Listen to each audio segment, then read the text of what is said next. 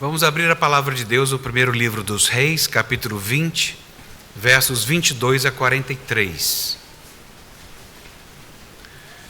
Primeiro livro dos Reis, capítulo 20, versos 22 a 43.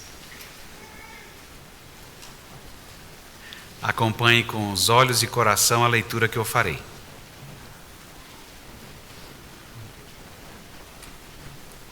A palavra de Deus diz assim: Então, o profeta se chegou ao rei de Israel e lhe disse: Vai, sê forte, considera e vê o que hás de fazer, porque daqui a 1 ano subirá o rei da Síria contra ti.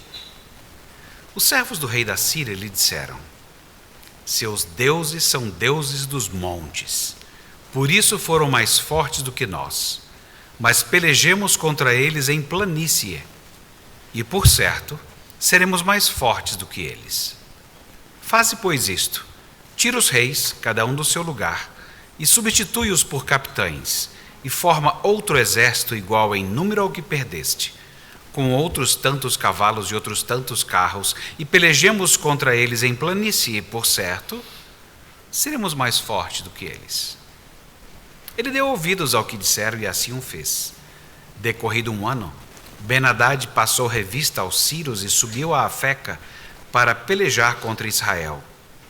Também aos filhos de Israel se passou revista, foram providos de víveres e marcharam eles. Os filhos de Israel acamparam-se defronte deles, como 2 pequenos rebanhos de cabras, mas os sírios enchiam a terra. Chegou um homem de Deus e falou ao rei de Israel e disse: Assim diz o Senhor: Porquanto os sírios disseram, o Senhor é Deus dos montes e não dos vales, toda esta grande multidão entregarei nas tuas mãos, e assim sabereis que eu sou o Senhor. 7 dias estiveram acampados um defronte dos outros. Ao 7º dia travou-se a batalha. E os filhos de Israel, num só dia, feriram dos sírios 100.000 homens de pé. Os restantes fugiram para Afeca e entraram na cidade. E caiu o muro sobre os 27.000 homens que restaram. Ben-Hadad fugiu, veio à cidade e se escondia de câmara em câmara. Então lhe disseram seus servos: Eis que temos ouvido que os reis da casa de Israel são reis clementes. Ponhamos, pois, panos de saco sobre os lombos e cordas à roda da cabeça, e saiamos ao rei de Israel. Pode ser que ele te poupe a vida. Então se cingiram com um pano de saco pelos lombos, puseram cordas à roda da cabeça, vieram ao rei de Israel e disseram: Diz o teu servo Ben-Hadad, poupa-me a vida. Disse Acabe: Pois ainda vive? É meu irmão. Aqueles homens tomaram isso por presságio. Valeram-se logo dessa palavra e disseram: Teu irmão Ben-Hadad. Ele disse: Vinde, trazei-mo. Então Ben-Hadad saiu a ter com ele, e ele o fez subir ao carro.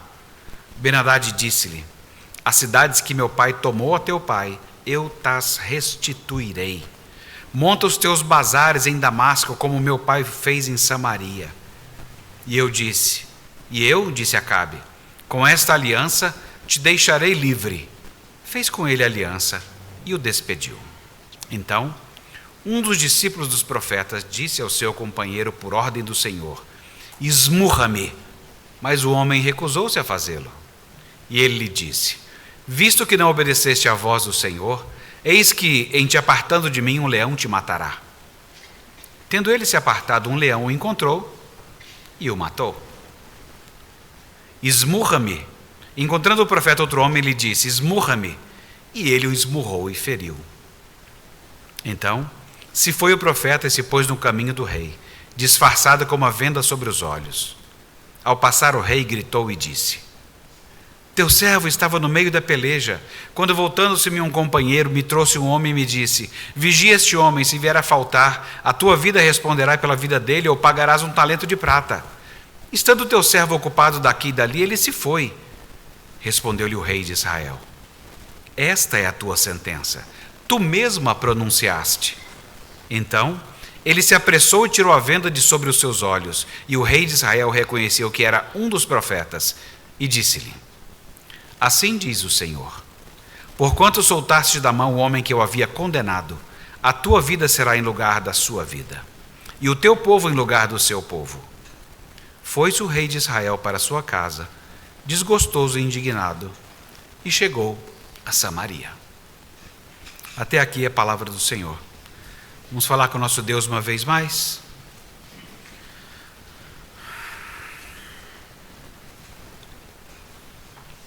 Bom Deus e Pai, nós rendemos graças pela Tua palavra e rogamos que Tu não somente a apliques, mas a faças viva no nosso coração, que tenha mais duração do que apenas a audição o faz. Nós rogamos isso no nome de Jesus. Amém. Quer dizer que Deus é o Deus dos montes, é isso?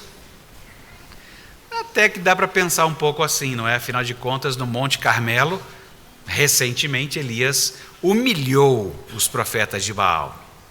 Humilhação total. No Monte Ebal, Deus havia mandado que seu povo sacrificasse antes de entrar na terra de Canaã. No Monte Sinai, Deus falou a lei para Moisés. No Monte Moriá, Deus havia apontado um substituto para Isaac. Então, faz sentido, se eu fosse estrangeiro, falar assim: rapaz, esse povo aí tem um negócio com os montes, entendeu? Até porque os arameus, os sírios, eles não estavam bêbados dessa vez, né? Então eles talvez tenham até pensado assim: rapaz, eu estava de cara cheia, não estava pensando direito. Mas agora, pensando bem, é isso mesmo. Esses caras têm um negócio com montanha, montes. Quem que nunca ouviu falar do Monte Olimpo, com seus 12 deuses olimpianos? De vez em quando volta aí para filmes e tudo, não é? Ou o Monte Parnasso, uma das casas de Apolo. Monte Sinai e Monte Olimpo, parece tudo meio longe, não é? Mas pode ser o Morro do Pouso Alto, aqui no Alto Paraíso de Goiás. Aproveita e vai ver a Cachoeira São Bento, a Catarata dos Couros. Porque nesses lugares, nessas regiões, a concentração de quartzo, por exemplo, na Chapada dos Veadeiros, o Paralelo 14. Se você der sorte nesse dia que você for, quem sabe você vai ser transportado para Machu Picchu. Dizem que é possível. Eu acho que teve um autor que escreveu o livro lá. Talvez você tenha lido O que se passou na montanha. Sabe aquele autor, Emílio Garófalo? Acho que é isso. Eu acho que ele andou por lá e foi transportado para Machu Picchu e depois escreveu. Não sei.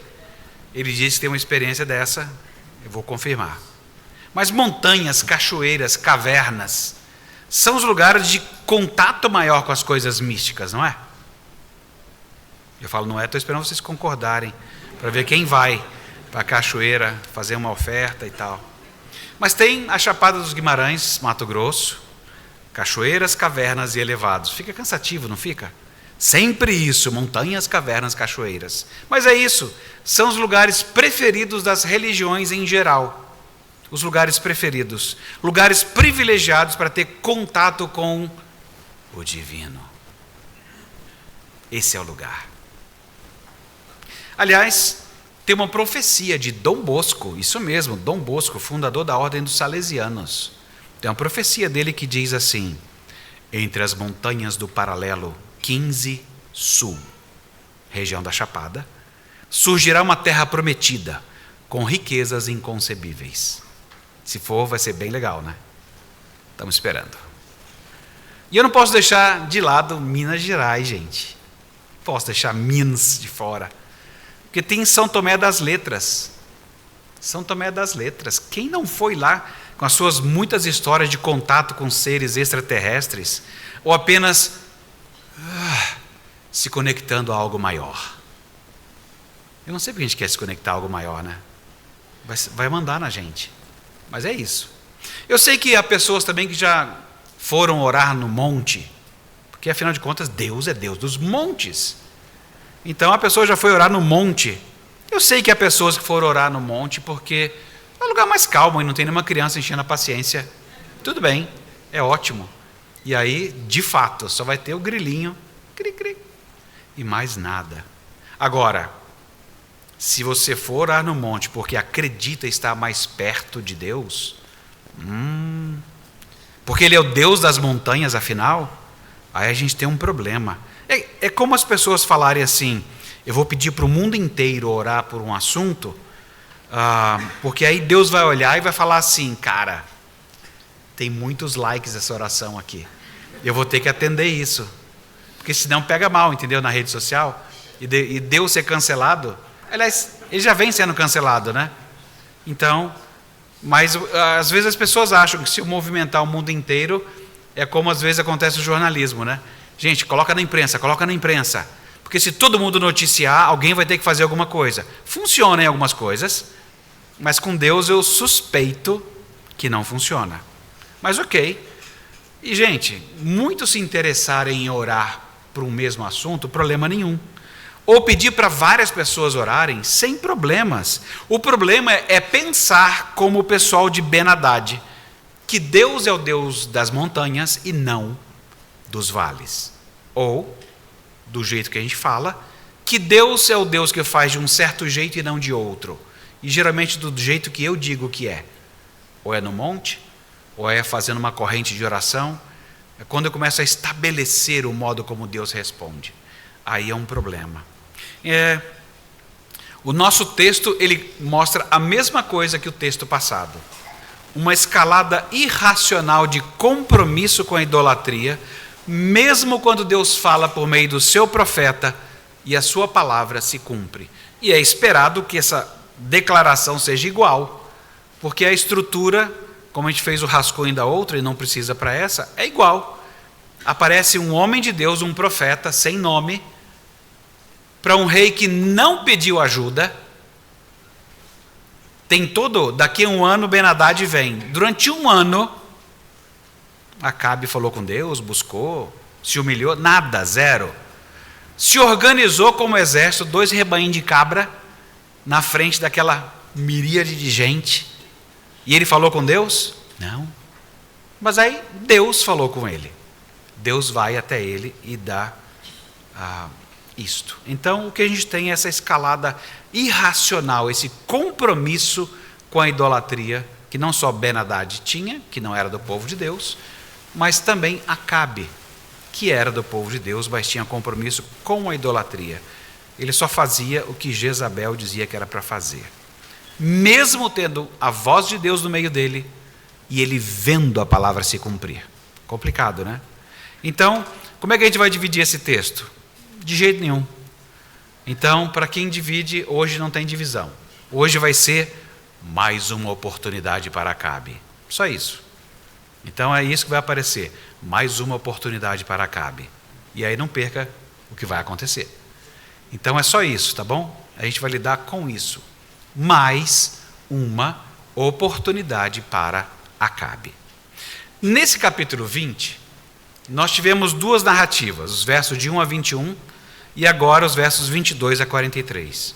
E a função dessas narrativas é mostrar como é que Deus intervém na história, como é que Ele controla a história e como é que Ele corrige a visão que as pessoas têm dEle. E tanto faz se é de dentro ou de fora do seu povo. Afinal, como nós já lemos, toda a terra pertence ao Senhor. Então não importa se a pessoa não acredita em Deus. Deus fala assim: eu sei que você não acredita em mim, mas fica quieto. E é assim que Ele faz. Ou eu vou te matar. Qualquer coisa do tipo, como acontece aqui no texto. O profeta avisa Acabe para se preparar para uma outra campanha militar. Enquanto isso, suspende essa história, enquanto isso, longe dali, passou a bebedeira, os arameus e conselheiros de Ben-Hadad recomendam mudanças táticas, tática de guerra, mudança de pessoal. Não manda os reis líderes, manda gente de guerra, entendeu? Pega uns caque aí, os caras que já estão acostumados a dar uns tiros, manda esses caras, porque os reis não sabem nem atirar, passaram vergonha, e eles não conseguem controlar bem o bando. Então, vamos mudar a tática, mudar a gente, mudar o jeito de fazer, porque os deuses do povo de Deus estão associados às montanhas. Bem, e foi o que fizeram. Os sírios atacam Israel em Afec, uma cidadezinha qualquer, ao leste, para norte, do Mar da Galileia. Então, se você não souber onde é o Mar da Galileia, vai no mapa, seja feliz, tem uma perinha lá, que é o Mar da Galileia, ou Lago de Quinerete, né? É um grande lago. Nada que 20 quilômetros de largura não resolva, e é o grande lago. E aí uma cidadezinha ali perto, que era uma grande planície, falou assim, agora a gente ganha. E eles conseguiram de novo mais de 100 mil pessoas para atacar um exércitozinho que tinha 7 mil.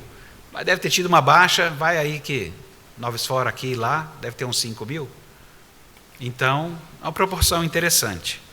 O exército arameu novamente imenso, mas imenso nós já tratamos no texto passado.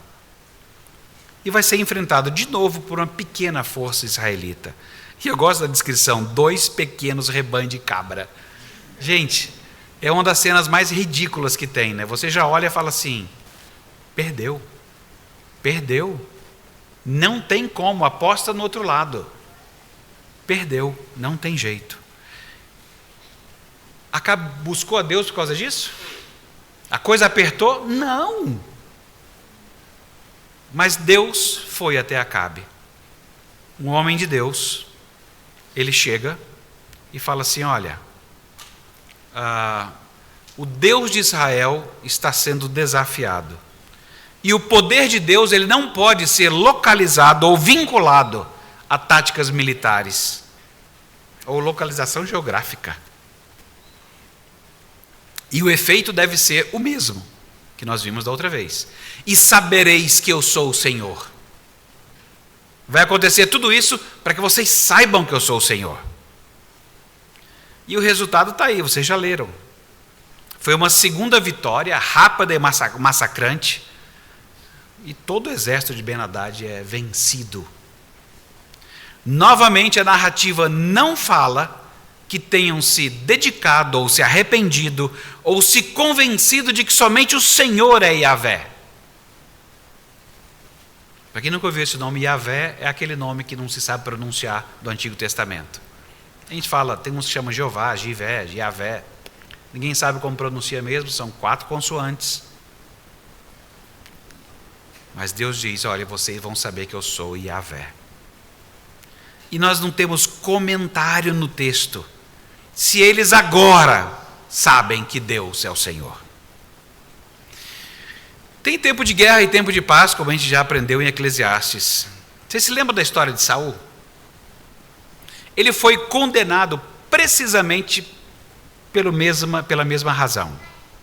Negligenciar a ordem de Deus contra Agag, o Amalequita. Um texto que vocês acham lá em 1 Samuel 15. Deus falou assim, acaba com o rei Agag e com tudo. Aí chega Saul, daquela malemolência e tal, vamos resolver essa parada, está difícil. Pois é. O rei israelita da nossa história, Acabe, ele também é condenado por negligenciar a ordem de Deus contra Ben-Hadad. E haveria punição por essa desobediência. Afinal, esse tipo de desobediência dá uma definida no tipo de futuro que o povo de Israel teria. Tem hora que a gente não faz conta disso, né? Mas o comportamento seu hoje vai mudar muitas coisas na sua história. E quanto mais demorar nele, mais muda a sua história. Não que Deus não possa mexer na sua história. Mas tem hora que a gente não precisava viver tão enrolado, né? Podia tomar algumas decisões antes. Este gesto pessoal de misericórdia da parte de Acabe, poupando Ben-Hadad, ele será pago no futuro próximo, com violência e ganância sem medida contra o povo de Deus. Vocês sabem, né? Ou vocês acreditaram em Ben-Hadad de que, perdão, peço clemência, de que ele estava falando a verdade. Isso parece um meme que o pessoal manda aí de vez em quando, né? Acho que foi o Mortosa que mandou um dia. Alguém disse alguma coisa, sabe aquela coisa que quando você não gosta muito? Tem 2 meninos que se cumprimentam, né? Ele dá aquele sorriso, é quando ele sai e olha assim. Eu gosto daquilo lá, 2 caras. Ele dá aquela risada, abraça e sai.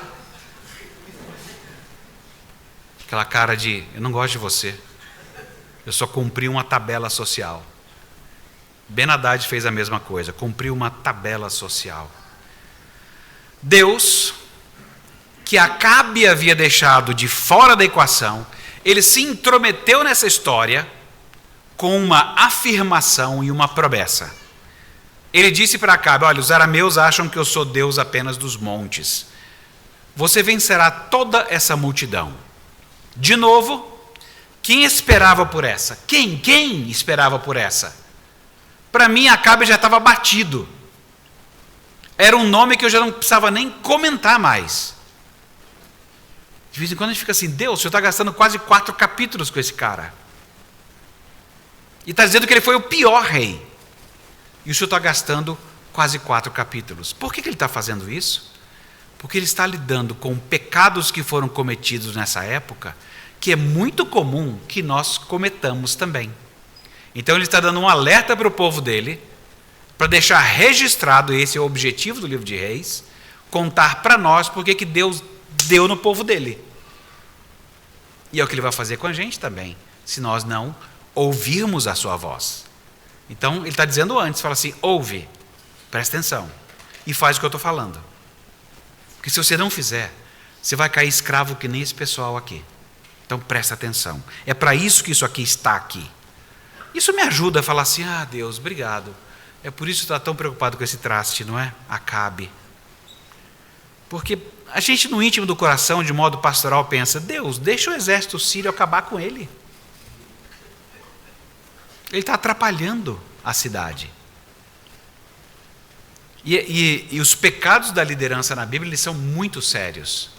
Eu sei que há igrejas que acabam passando panos quentes para livrar o pastor de alguma coisa. Gente, a Bíblia já diz: não sejam muitos de vós que queiram ser mestres. Sabe mais? Paga mais. Sabe mais? É mais exemplar a punição. Não tem como esconder isso atrás de nada.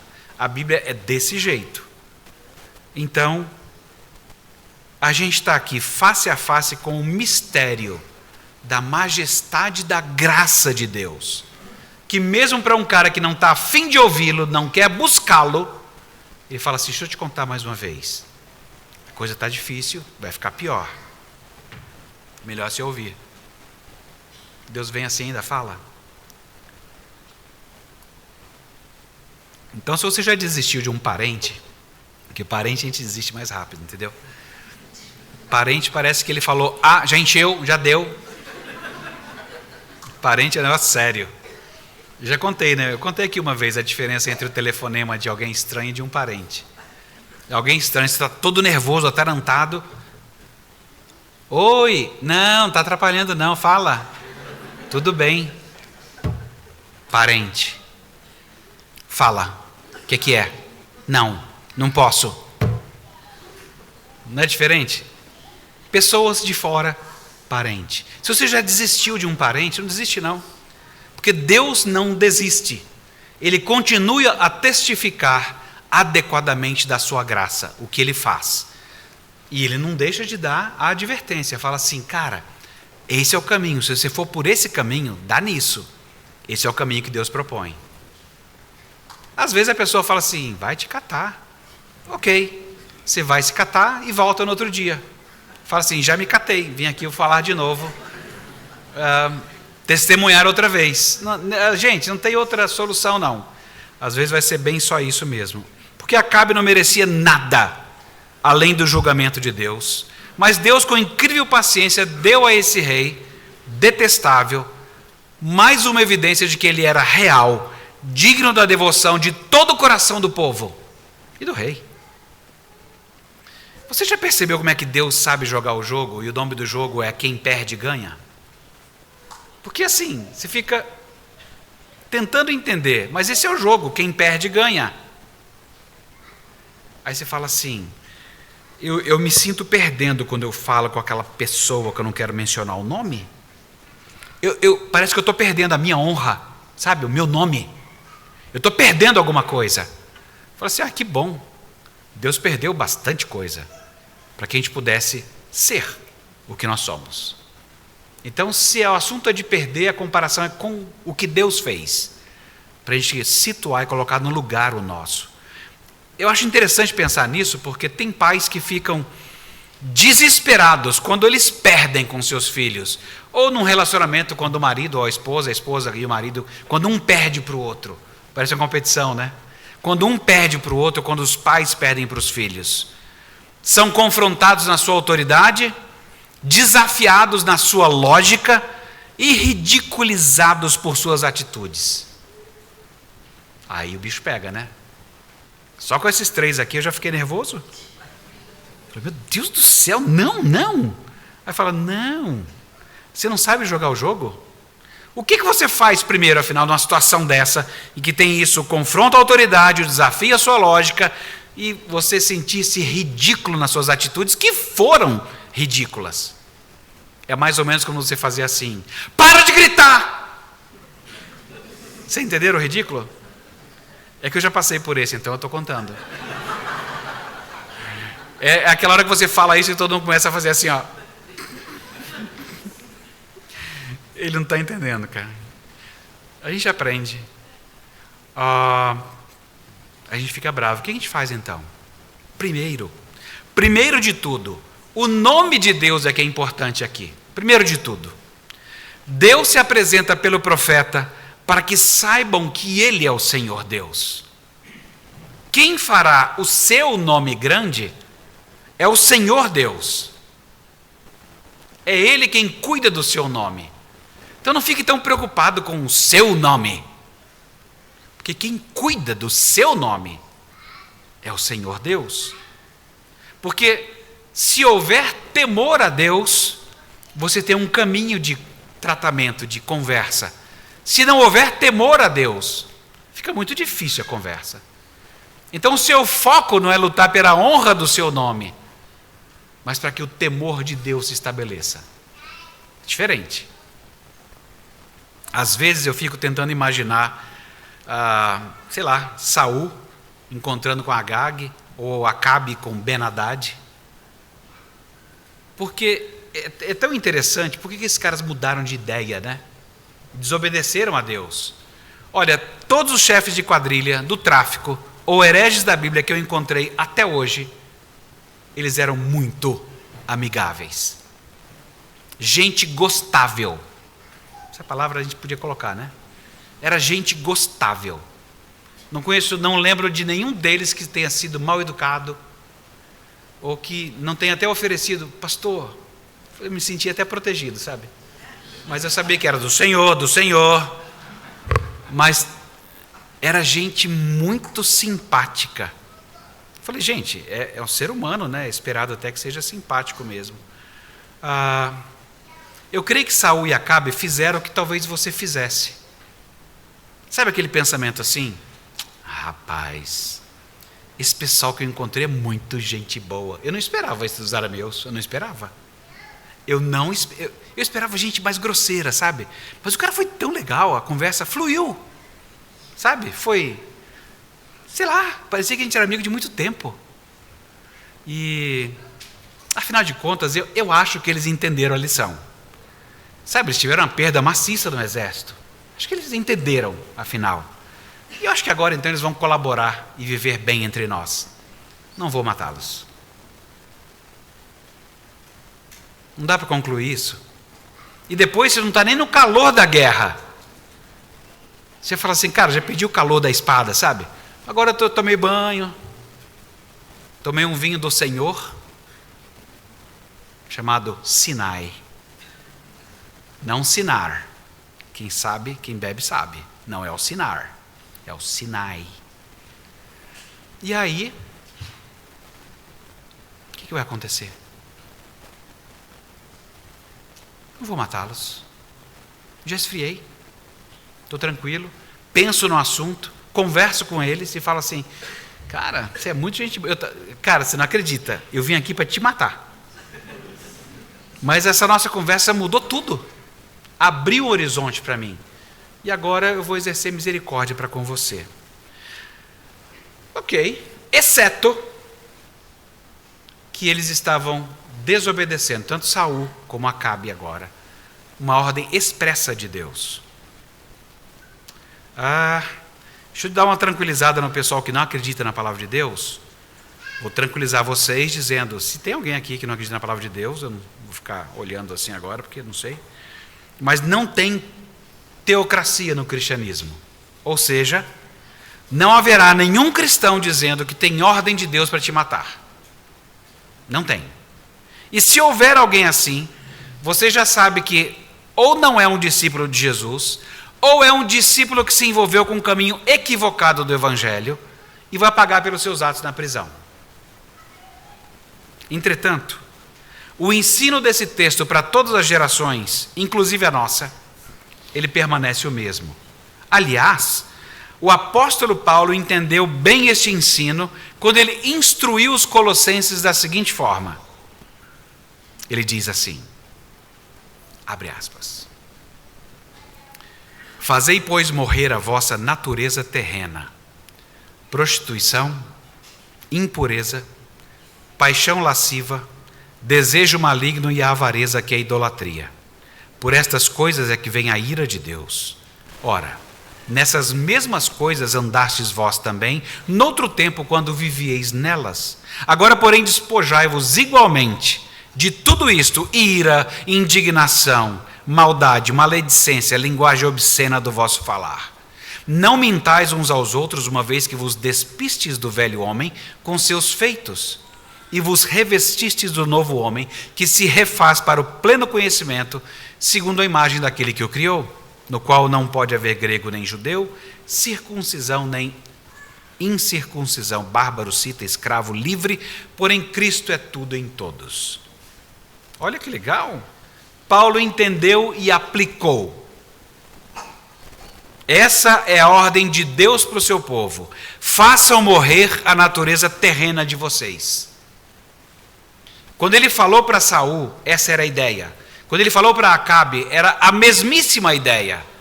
E continua a mesma. Façam morrer a natureza terrena de vocês. Não importa quantos vocês sejam, nem o tipo de problema que vocês se envolveram. Deus não fica impedido nem pelo volume ou por causa da localização. Ele é o Deus dos montes, sim, e também dos vales mais escuros. Então aquela mania de pronto, aqui ninguém está vendo. Essa é muito boa, não é? Pronto, aqui ninguém está vendo. Ninguém quem? Você é um idólatra? Você não adora a Deus? Ou o seu Deus não é onipotente o suficiente? Onipotente o suficiente parece tão fora de esquadro, né? Onipotente já está bom. O seu Deus não é onipotente? O seu Deus não é aquele que tudo vê? Mas nessa hora eu dou uma de Ben Haddad, entendeu? Deus dos montes, mas não dos vales. Quem sabe Deus não enxerga aqui dentro da minha casa? Quem sabe? Assim então, não, ele enxerga. Deus não fica então impedido ou pelo volume das coisas ou pela sua localização. Ele é o Deus dos montes, mas também dos lugares mais escondidos. Ele é Deus.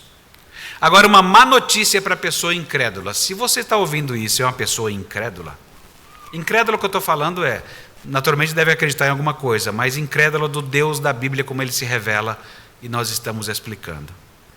Você não consegue, com seus esforços, fazer morrer a sua natureza terrena. E se você fizer alguma coisa parcial, que é o que um bom estoico faria, ou se você, às vezes você nem é estoico, às vezes você só seguiu Leandro Carnal, Mário Cortella, Olavo, sei lá, você foi adquirindo sabedoria, mas o seu final será cair na idolatria de si mesmo, como se você fosse o centro suficiente para tudo. Esse é o final, que quem busca sozinho. A sabedoria de Deus, deixa eu dizer para você, a sabedoria de Deus chama-se Jesus Cristo. Se não for esta a sabedoria que você possui, então tudo que você acumulou até agora terá sido em vão. Essa é a má notícia. Mas tem uma boa notícia. Pessoa incrédula. Jesus Cristo, ele já venceu todo o mal. E você precisa acreditar que ele venceu todo o mal e que ele oferece a vitória dele para você se apropriar pela fé, que ele mesmo te dá. Porque agora sim, com esse pacote, você pode vencer as suas lutas contra o pecado. Aí você fala assim, mas por que os crentes não estão vencendo a luta contra o pecado? Em parte sem vergonhice, e em parte porque a luta é difícil mesmo. Mas a maior parte é sem vergonhice, ou incredulidade. Eu não acredito que meu Deus seja tão forte que ele possa lidar com isso que eu estou passando, quando na verdade sou eu que não largo as coisas. Povo de Deus, pela graça, mediante a fé, a nossa vitória contra as coisas erradas está no mesmo lugar como no nosso texto. Ouvir a voz de Deus e executar a ordem que Ele dá. Esse é o centro de tudo no nosso texto. Ouvir o que Ele mandou e executar. É só isso. A Igreja de Cristo, me parece, eu não fiz nenhuma pesquisa, exceto aquela pesquisa que a gente, conversando com os pastores do Brasil inteiro, ouvindo, indo numa região e noutra, a impressão que dá é que a Igreja de Cristo tem sido menos sal e luz. Talvez porque não esteja executando a ordem de Deus, especialmente quando não está matando o que Ele mandou matar. E não vem com essa conversinha de, eu não gosto desse negócio de violência. Eu sou pela paz, eu quero viver em paz com os meus pecados. Não vai dar certo. Isso não funciona. Se você é desse tipo, você precisa tomar um banho bem gelado, 0 grau, para ver se você volta ao seu sentido da bobagem que você está falando. Porque cristão, ao não ouvir e obedecer à execução de uma ordem de Deus, você está escrevendo o tipo de futuro que você terá. Quantos cristãos, e agora é com tristeza,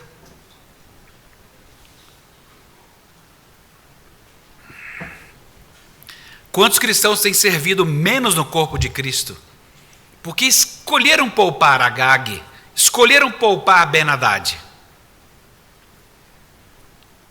Deixa eu explicar. Eu estou usando Agag e Ben-Hadad no lugar daqueles pecados de Colossenses. Tudo bem? Eu sei que está claro, mas vai que, né? Por que ele falou daquele jeito? Por causa disso. Eu estou usando Agag e Ben-Hadad para os pecados de Colossenses.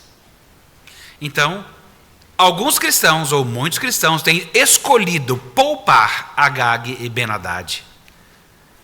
E acho que a ideia é mais ou menos assim.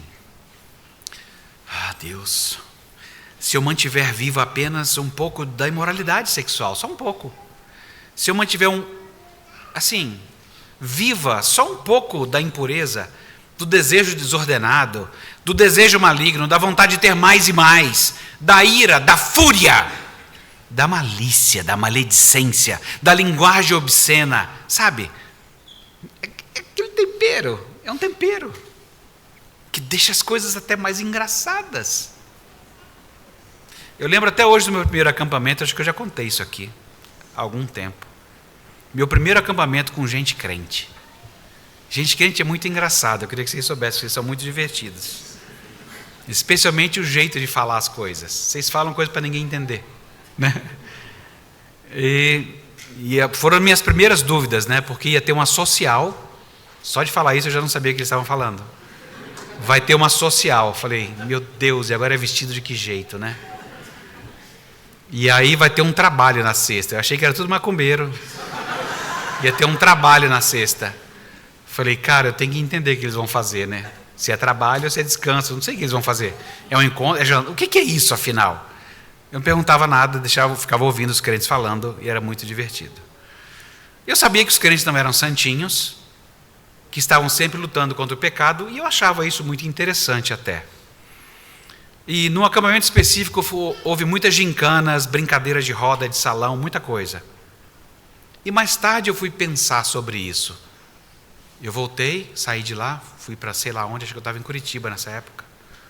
E eu falei, meu Deus, acho que eu nunca me diverti tanto, sem precisar lançar mão daquilo que eu havia aprendido que deixava as coisas engraçadas, que é a linguagem obscena, a malícia, a ira, os desejos desordenados, a impureza. Era esse o tempero que dava graça. E eu havia me divertido como nunca, sem ter usado nada disso. Eu nunca tinha visto essa cena. Foi uma das coisas mais interessantes que eu vi. Hoje eu não sei se dá muito certo, porque os crentes mudaram um pouco, né? Então, mas deve dar certo no geral. Tem muitos crentes que ainda são da antiga, do século I, né? Tem que ser da antiga século I, né? Do evangelho ali, raiz e tal. Geralmente, na conversão, a gente larga certas coisas que nos incomodam mais. E elas vão sempre chamar mais nossa atenção. Mas o fato é que a luta continua. O problema é quando alguém resolve ou escolhe poupar Agag ou Ben-Hadad. Porque, como Saul, acredita que pode recorrer aos mortos para ter vida. Porque basicamente é isso. Esses comportamentos que Paulo aplicou aos colossenses pertenciam a essa terra quebrada, manchada pelo pecado, dos quais não conseguimos nos livrar. Lançar mão deles é o mesmo que recorrer aos mortos para ter vida. Você estaria recorrendo à sua antiga natureza, achando que ela tem vida para você. Afinal, meu pai costumava fazer, ou meu pai costumava dizer, ou minha avó costumava dizer. Gente, eles diziam algumas coisas boas, com certeza, mas a nossa referência é outra. Nós lançamos mão do Deus vivo para falar de vida. Nós somos cidadãos do alto agora, pertencemos a outro reino. Nós fomos tirados deste mundo, ainda que permaneçamos aqui. Então, recorrer à raiva, à fúria, à imoralidade sexual, à linguagem obscena, como instrumentos de alívio, é um caminho de morte. Não é menos do que isso. É um caminho de morte. Utilizá-las nunca traz aquela vida abundante que Deus disse que seria a nossa vida com Ele. Deus mandou matar essas coisas. A nossa luta é essa, cristão. Se você não fizer isso, você está selando o tipo de futuro que você terá.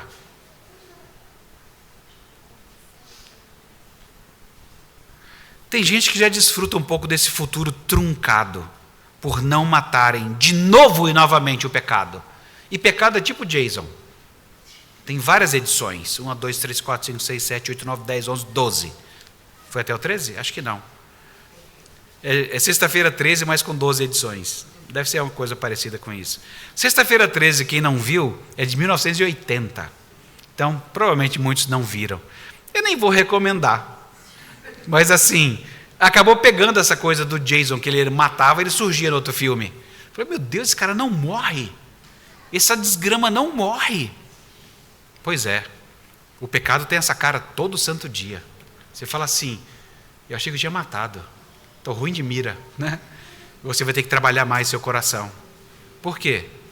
Porque você vai descobrindo sempre um pouco mais na vida cristã que o pecado ele é muito mais problemático do que você imagina. É muito mais sério do que você imagina. E aí vai minha crítica bem leve. Bem leve. Essas obras que colocam a ficção, sabe? Toda a ficção que eu já li, para mim não chega assim a um centésimo de quando você lê alguma coisa da Escritura que fala de um pecado. Às vezes eu percebo até em filme de terror, quando ele é bem feito, que acontece alguma coisa que dá aquela mexida lá dentro e fala assim, meu Deus, é desse jeito! Porque o mal é muito difícil de você personificar o mal. Muito difícil. Você coloca um dragão, coloca essas coisas, mas, cara, não dá nem medo. Talvez com uma boa descrição você até fique com medo. Os filmes prejudicam um pouco porque eles já dizem a cara do dragão. Aí você fica prejudicado. Mas o pecado, ele é medonho. E nós não temos sempre essa dimensão. Então esse de novo e de novo e de novo que eu tenho que lidar com isso o tempo inteiro. Deus quer que a gente tenha noção de que é muito sério. A morte de Cristo em nosso lugar não foi por pouca coisa. E se nós não tivermos essa noção profunda do pecado, eu não tenho uma noção abençoadora do que Ele fez por mim na redenção. eu tenho que cumprir a ordem de Deus.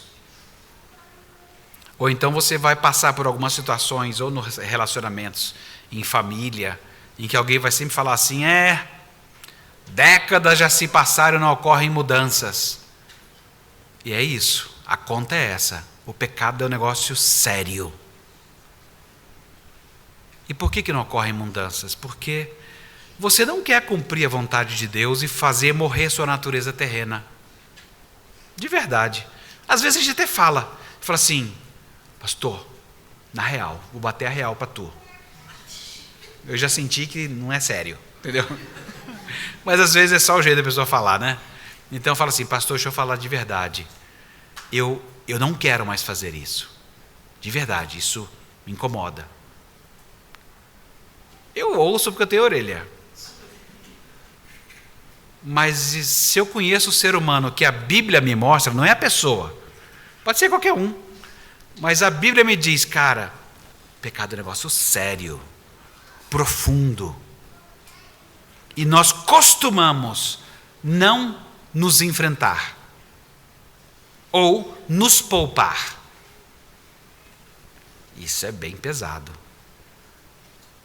Porque a gente não quer cumprir a ordem de Deus de fazer morrer a natureza terrena. Se eu uso a fúria e ela corrige a minha casa, para que eu vou querer outra coisa? Eu uso a fúria e tudo fica em silêncio. Funciona. Por que eu vou largar a mão disso?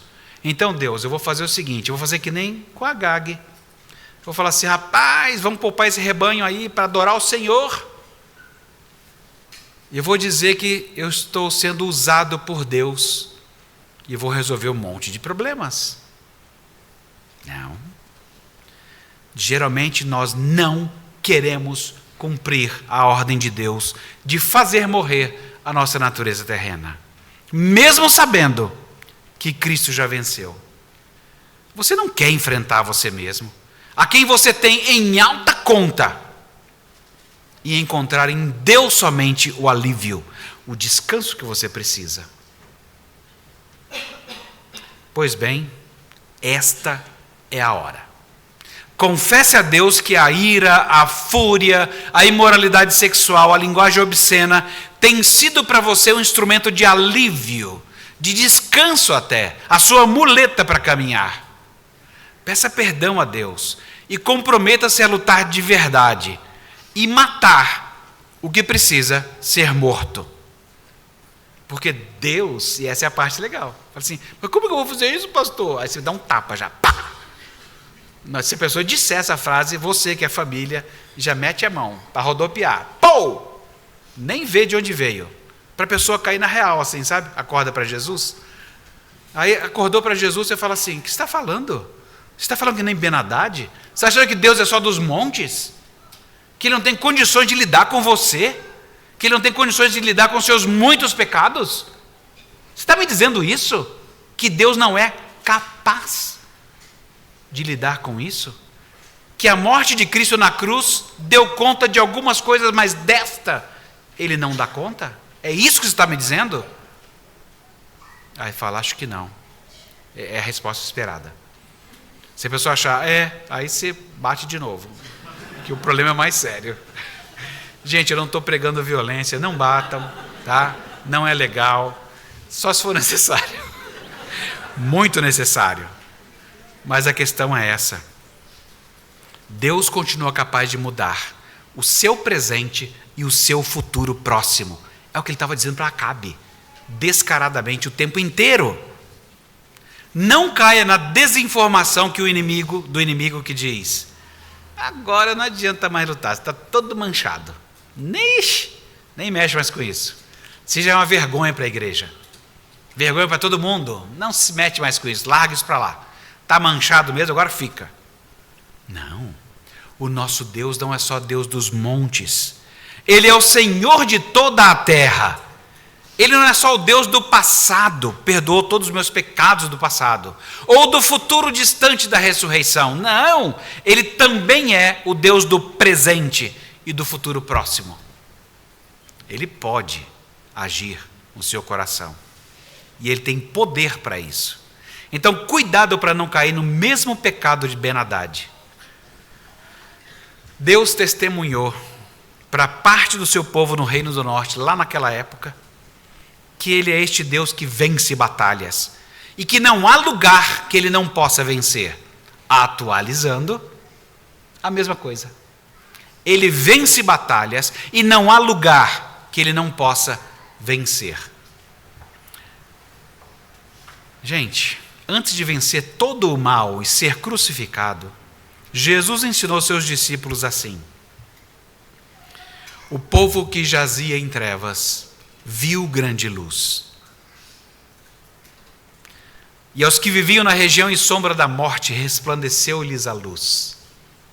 Vocês não sentem um calorzinho quando ouvem isso? Falam assim: obrigado, Deus. Porque às vezes eu só vi escuridão mesmo. Mas que bom saber que com a vinda de Jesus Cristo, tudo se ilumina, tudo fica claro.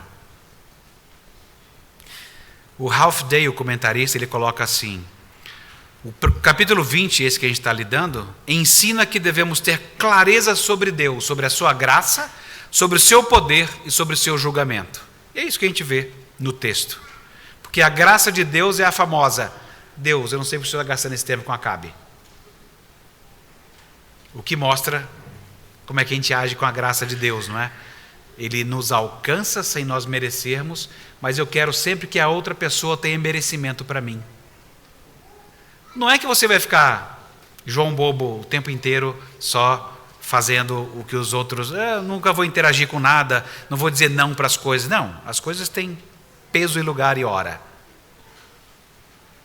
Mas a nossa paciência de testemunhar da palavra de Deus, ela tem sido menor. E lembrar dessa graça de Deus ajuda. Lembrar sobre o seu poder, que atua em qualquer lugar. E o seu julgamento, que Ele fala assim: olha, se você insistir nesse caminho, então, o seu futuro está garantido pelas suas próprias palavras. Pessoas ímpias como Ben-Hadad, eles se comprometem com essa escalada irracional de compromisso, e no caso de Ben-Hadad, mesmo sóbrio, Acabe, irracionalmente, ele não consultou o Senhor na pessoa de seus profetas. Ele estava comprometido com as escolhas idolátricas da sua esposa. Era assim que estava o povo de Deus naquela época. E esse texto está escrito para nós para dizer assim: cuidado, semear. Cuidado, gente. Cuidado. Alguém sem compromisso com o reino de Deus e com a sua justiça pode ir pelo mesmo caminho, mesmíssimo caminho. E o nosso texto mostra uma vez mais hoje que a demonstração clara da graça de Deus, que é o Senhor de toda a terra, o Senhor dos exércitos. E você precisa responder a isso. No nosso texto, ninguém responde. Nem o rei, nem o povo, nem Ben-Hadad, nem os Círios, ninguém. Mas a Bíblia não foi escrita para você saber dessas coisas, mas para você responder a elas. E quer saber? A Bíblia está escrita para que o povo de Deus saiba. Afinal, é o povo da aliança que mais precisa ser convencido do poder e da onipotência de Deus. Não é engraçado isso? A gente fica aqui semanalmente sendo lembrado de Deus, da sua palavra, estudando, etc. Mas somos nós que precisamos ser sempre lembrados do poder e da onipotência, do poder de Deus, a sua onipotência, a sua onisciência e tudo mais que se pode dizer de Deus. Porque às vezes a gente está na igreja, mas pensando como Círios, pensando como Ben-Hadad. A gente está aqui, mas está pensando como um outro grupo.